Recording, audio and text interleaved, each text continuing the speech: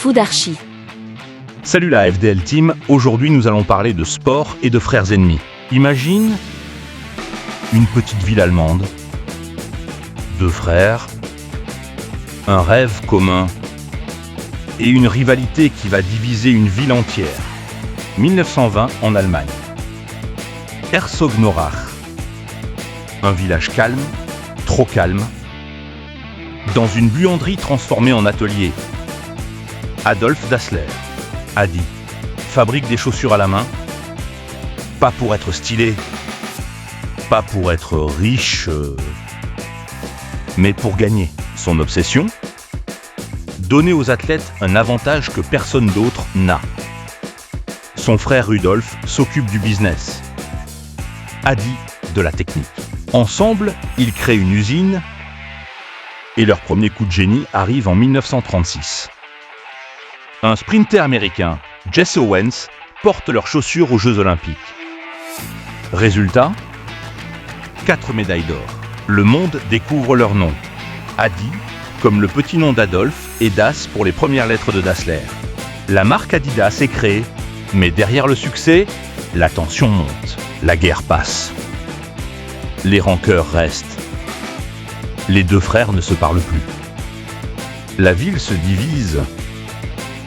Famille contre famille. Amis contre amis. 1948. C'est fini. Rudolf crée Puma. Esi crée Adidas. Deux usines. Même ville. Même ADN. Une seule obsession. Battre l'autre.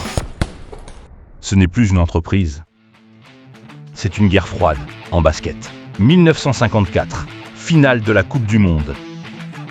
Il pleut. Terrain impraticable. Mais Adi a une arme secrète. Des crampons vissés interchangeables.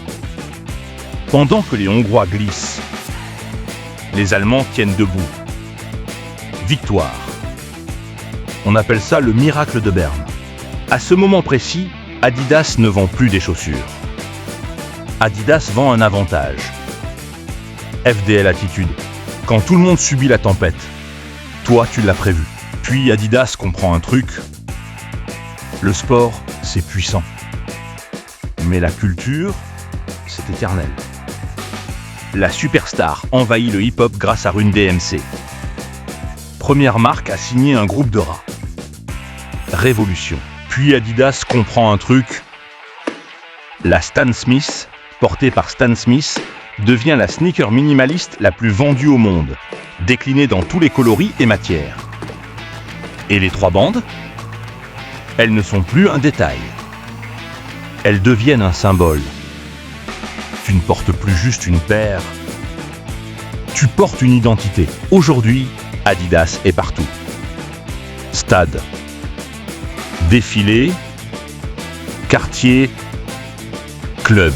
Mais tout a commencé dans une buanderie, avec un homme obsédé par la performance et une rivalité qui a transformé une ville en champ de bataille.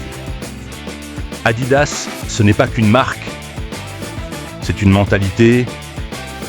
Si t'es arrivé jusqu'ici, respect. On se retrouve au prochain épisode. Ciao!